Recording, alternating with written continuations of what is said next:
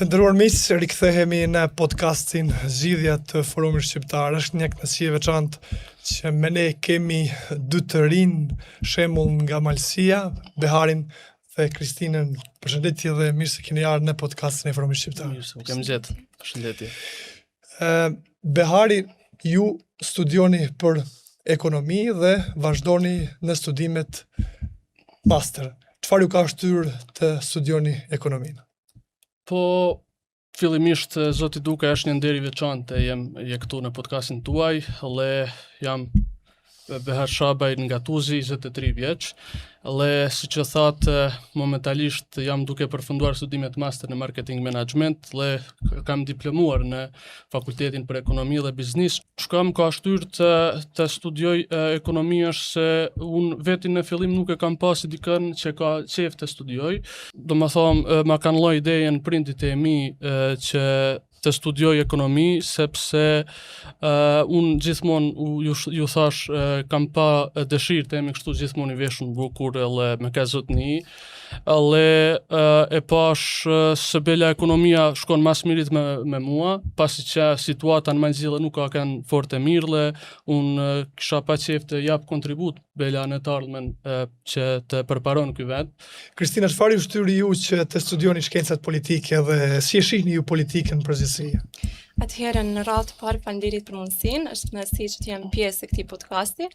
Unë politikën e shoh si diçka një mënyrë shumë pozitive që ndikon në shoqëri. Domethënë, gjithmonë më ka interesua mënyra se si ndërtohen institucionet, si merren vendimet dhe se si ti mundesh me kanë afër njerëzve duke përmirësuar jetën e qytetarëve. Unë si studente e shkencave politike nuk është hera e parë që marr pjesë në një akademi politike, po që vendimi për të marrë pjesë në akademi politike është që dua ta plotësoj atë anën teorike me përvojë praktike. Dhe të ftuarit që kanë qenë në akademi politike si gazetar, analist, politikan apo ekspert, na kanë mundësuar që ne ta kuptojmë më mirë si funksionon politika në praktik.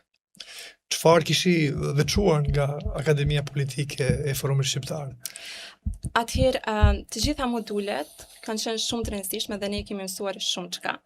Domethënë, të gjithë të ftuarit kanë qenë me përvojë në fushat e tyre. Ndoshta unë po ceki disa tema që kanë qenë të rëndësishme apo interesante për mua në mbi diskutimin e shtetit të së drejtës dhe institucioneve, ku sidomos në Ballkan nuk është gjithmonë që është mungesa ligjeve, është më shumë zbatimi i tyre.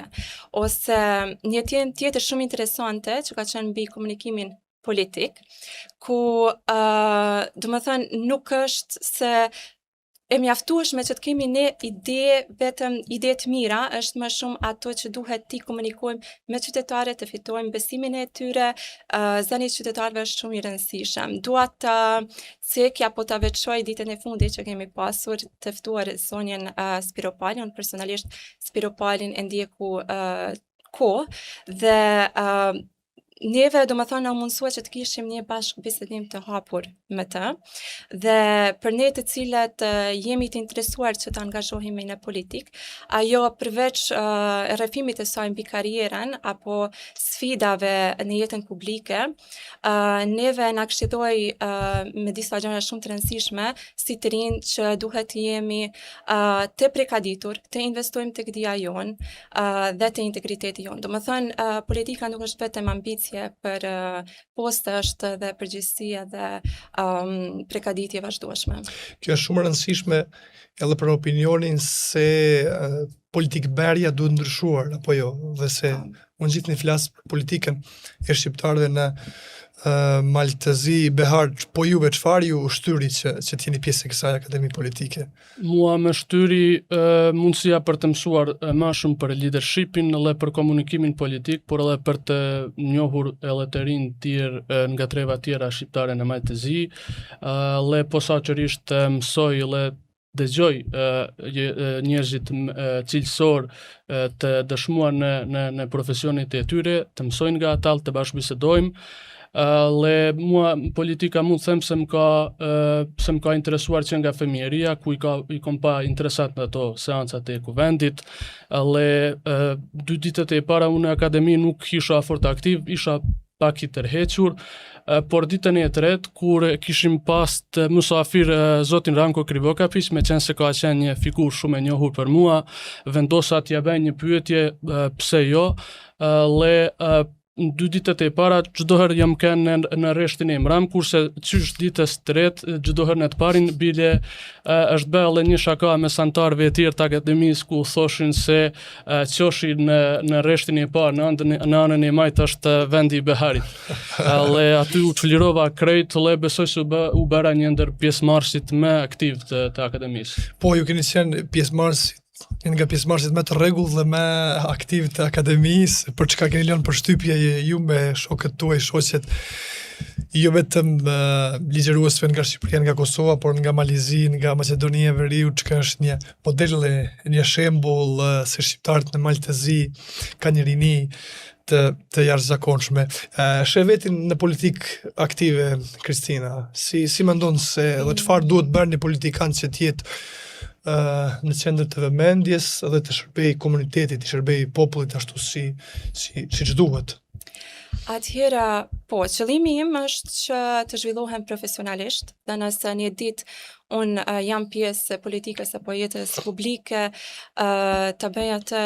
me dijen përgjegjësinë time dhe integritetin tim, po që unë kam pas një reflektim pas akademisë, Forumi Shqiptar, përveç se përfaqëson interesa shqiptare në Maltezi,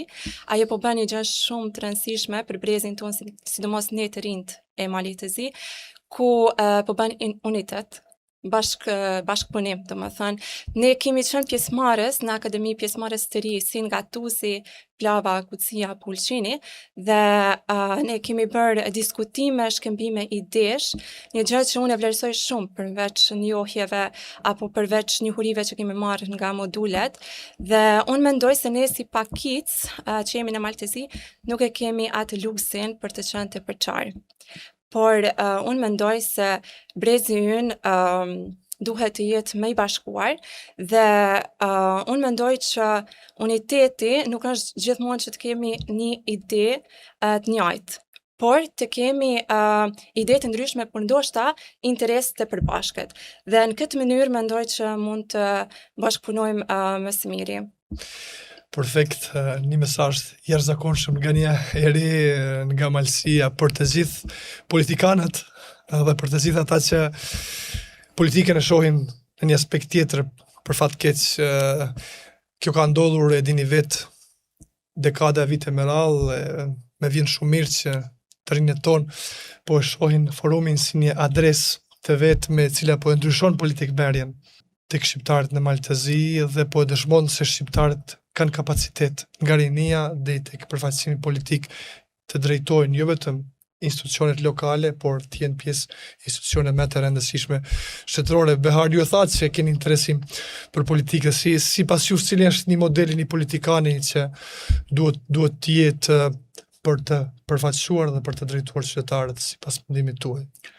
Po sa i përket politikës, unë aktualisht jam hala duke mësuar dhe duke u përgatitur, por besoj se politikanët duhen të jenë të vërtet, duhet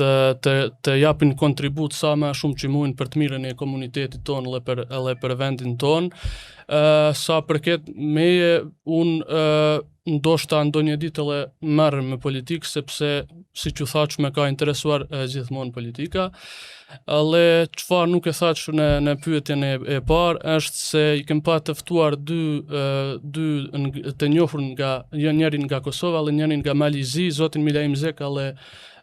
Petar Komneniqin. Aty më duket interesant se sa të hapura dhe interaktive kanë qenë ato ligjërata, ku madje kam bë të qesh edhe zotin Petar Komneniq, që nuk është fort, besoj, nuk është fort e zakonshme për ata që ndjekin nga emisioni i tij Naçisto. Ale dua t'i ftoj të rinjve t'u them se duhet të jenë elemente të angazhuar kështu në shoqëri, sepse vetëm ashtu mund të kontribojmë për të mirën e komunitetit ton, por edhe të malit zi në tërësi. Çfarë mua më ka lënë përshtypje, pajtohem plotësisht me ju, Behar, se gjatë këtyre seancave ke pas mendime shumë të ndryshme, madje edhe kritika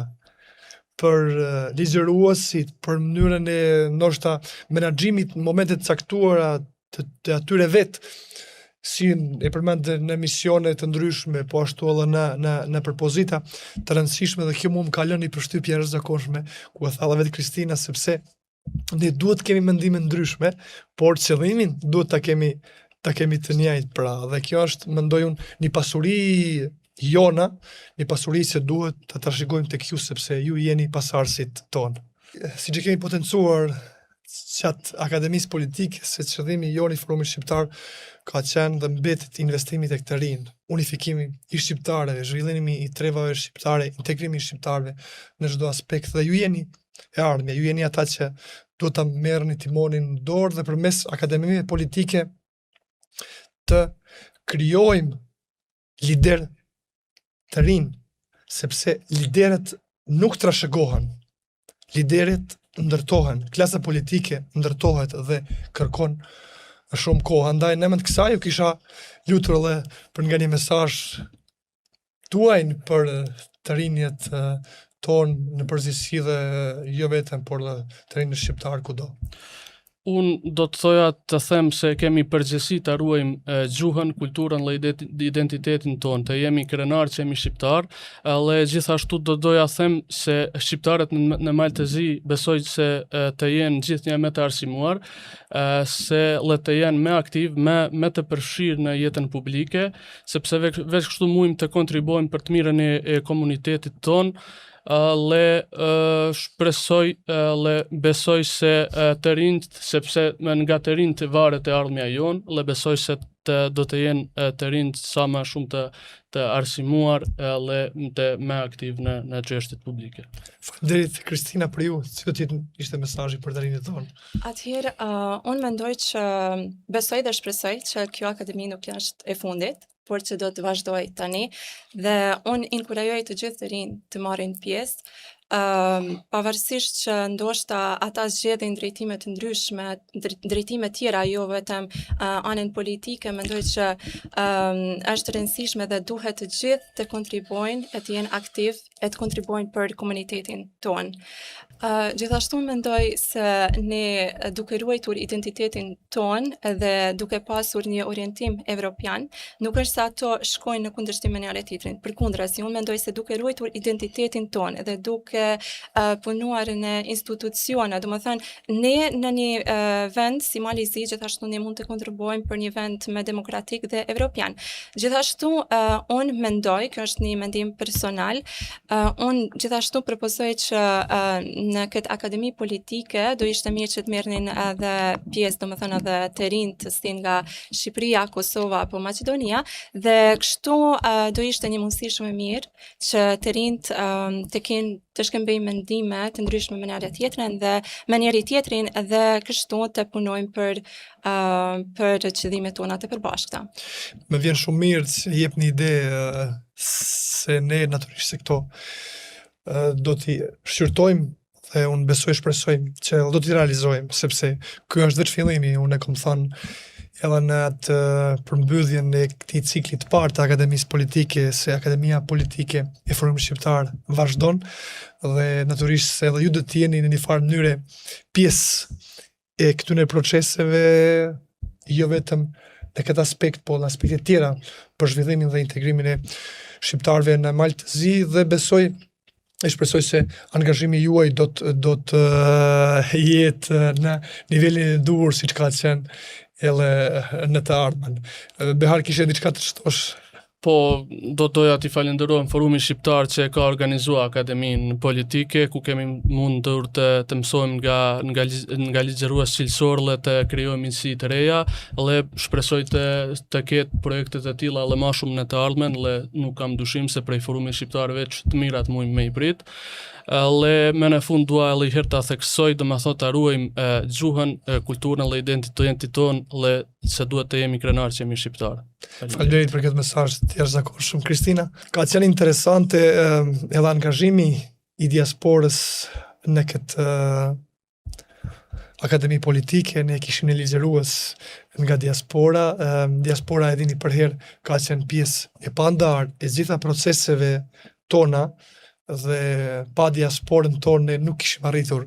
këtu ku kemi arritur, andaj edhe si shihni ju, Kristina, duhet që diaspora jonë të angazhohet edhe më shumë dhe të jetë pjesë e vendimarrjes tek shqiptarët në Maltezi. Malësia nuk përfundon tek kufijtë e saj gjeografik. Ne kemi me mira bashkëvendas të cilat jetojnë në diasporë dhe diaspora ka qenë gjithmonë afër vendlindjes së saj, domethënë jo vetëm ekonomikisht, po gjithashtu ka ruajtur lidhjen e saj dhe identitetin ton. Unë besoj që do ishte mirë që ata të vazhdonin domethënë që të bashkëpunojnë me neve në një ide ku ata me përvojat e tyre profesionale dijen dhe angazhimin që të jenë pjesë e vendimarrjes. Një mesazh shumë i bukur nga të dy, njëri që ka të bëjë me mesazhin e ruajtjes së gjuhës, kulturës, traditës dhe pjesa tjetër që tha Kristina, diaspora që është pjesë e pandarë të trungut tonë, këtë kanë dëshmuar çdo herë, në çdo kohë, në çdo periudhë, në çdo sistem kur e ka pas Malësia, jo vetë, por kur kombi shqiptare ka pas masështirit, ata kanë qenë pjesë jone. Natyrisht se ata do të jenë edhe në të ardhmen, sepse ata janë vëllezërit dhe motrat tonë, dhe është një krenari e madhe që ata po rriten çdo ditë më shumë, po integrohen, po shkollohen dhe po bëhen pjesë e vendimarrjes edhe në vendit ku ata jetojnë e punojnë. Në fund së mbetet asgjë tjetër vetëm të falenderoj nga zemra që ishit mysafirët e mi dhe ne vazhdojmë së bashkut të punojmë për të mirën e Malësisë dhe të mirën e kombit shqiptar. Faleminderit. Faleminderit juve.